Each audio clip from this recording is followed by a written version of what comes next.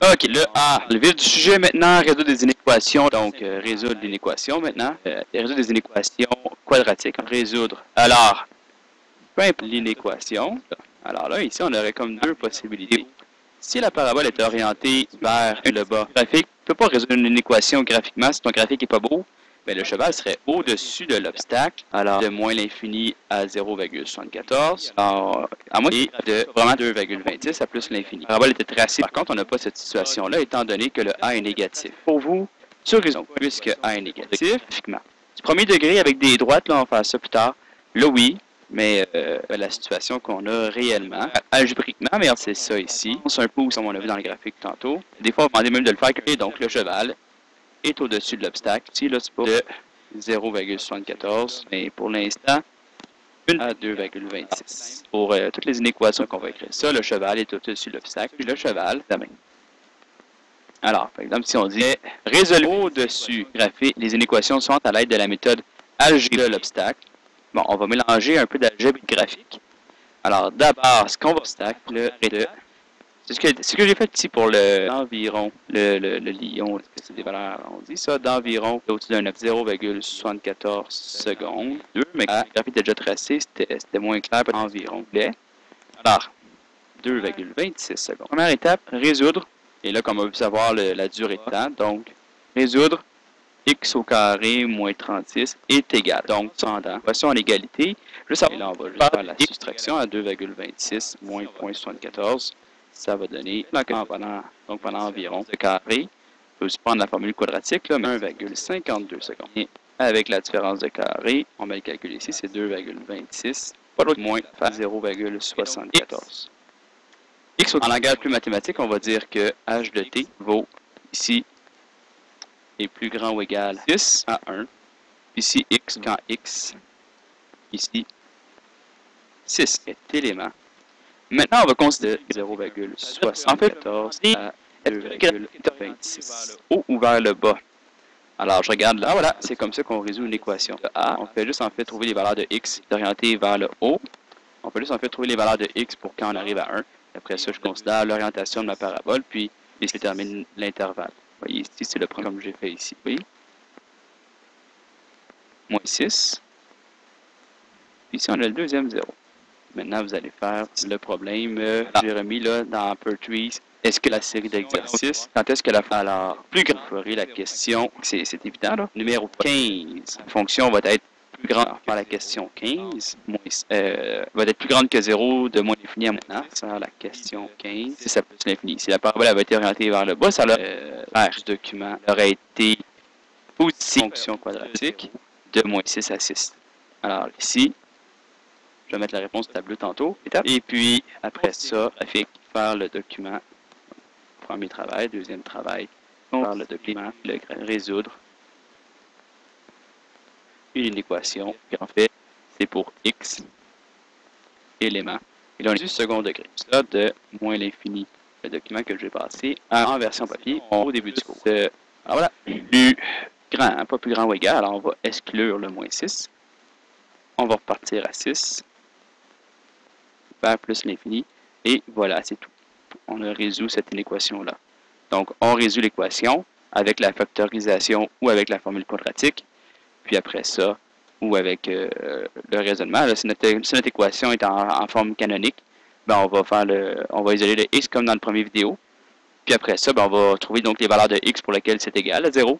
Puis après ça, je regarde quel intervalle je prends à partir du graphique. C'est la méthode la plus simple pour résoudre des inéquations du second degré. Ça ressemble beaucoup à ce qu'on faisait déjà dans le chapitre sur les fonctions quadratiques. J'en fais un deuxième avec vous. Après ça, je vous laisse travailler. Alors, faisons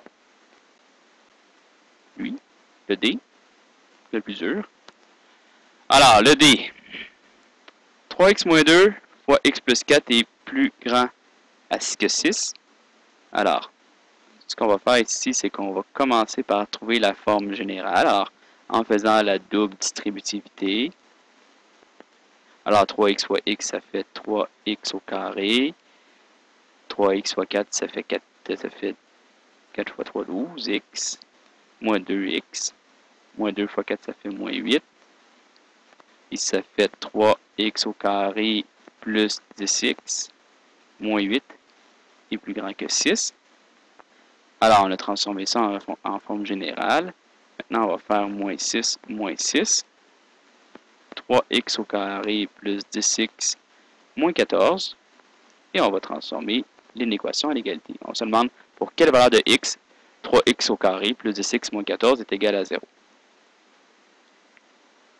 Alors, d'abord, on peut regarder si ça se fait par factorisation.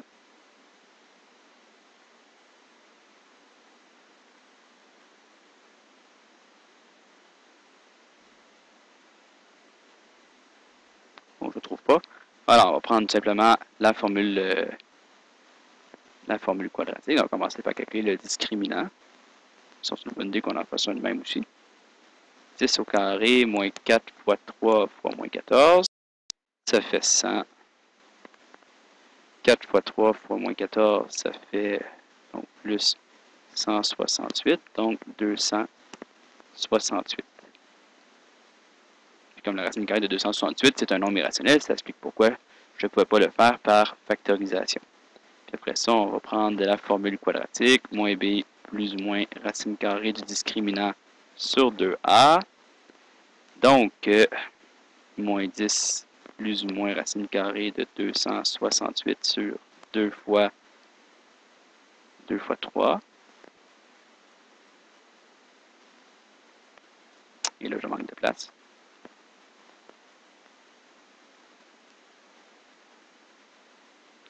Alors, c'est pas très aidant, ça. Ce qu'on va faire, c'est qu'on va effacer ça. Puis, on va continuer le calcul ici. Donc, on va reprendre à partir d'ici. Alors, x est égal à, là, je continue ici. Vous avez compris. Alors, moins 10 plus ou moins 16,37 sur 6.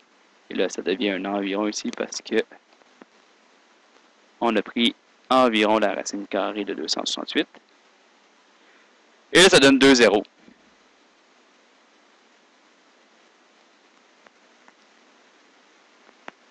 Alors, les 2 zéros vont être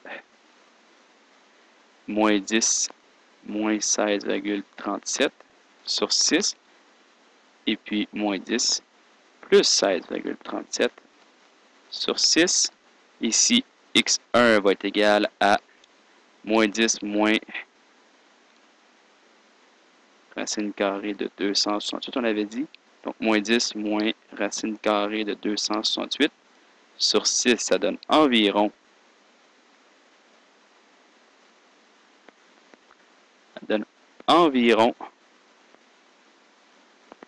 moins 4,4. Puis ici, x2 va être environ moins 10 plus racine carrée de 268 sur 6, environ 1,06. Suite à ça, ben, je regarde le graphique. Alors, le graphique, est-ce que la parabole est orientée vers le haut ou vers le bas? Ben, le A est négatif. Donc, la parabole est orientée vers le bas. Je ne suis plus dans la même parabole là. Désolé. En fait, le A était positif. Hein, je ne l'ai plus là, mais le A était positif. Alors, ça va être orienté vers le haut. Alors, ça va ressembler à quelque chose dans ce genre-là. Et là, on se demande quand est-ce que la parabole elle est au-dessus de 6. Ben, comme la parabole est orientée vers le haut, ça va être de plus l'infini jusqu'à moins 4,4, puis de 1,6 jusqu'à plus l'infini. Alors, la réponse, ça va être x, élément de moins l'infini à moins 4,4 environ. J'exclus le 4,4 parce qu'on veut savoir quand est-ce que c'est ici strictement plus grand. Union 1,06 à plus l'infini. Et voilà, donc on a deux inéquations de réseau. Vous avez vu comment on combine un peu la manipulation algébrique avec l'interprétation du graphique. En fait, ce qui m'intéresse dans le graphique, c'est savoir si c'est orienté vers le haut ou vers le bas. Ça me permet de résoudre des inéquations. Alors, ici, par exemple, le truc là, 3x moins 2 fois x plus 4 va être plus grand que 6 quand x va être entre moins l'infini puis moins 4,4 ou entre 1,06 et plus l'infini. Voilà, donc vous allez pouvoir faire le reste de votre document maintenant, puis ça va être terminé pour lundi prochain. Vous avez le temps de faire ça, là, finir en devoir. Donc, on se rappelle qu'on a jusqu'à vendredi prochain pour voir tout le chapitre sur les inéquations. C'est serré un peu. Donc, ça demandait un peu de travail.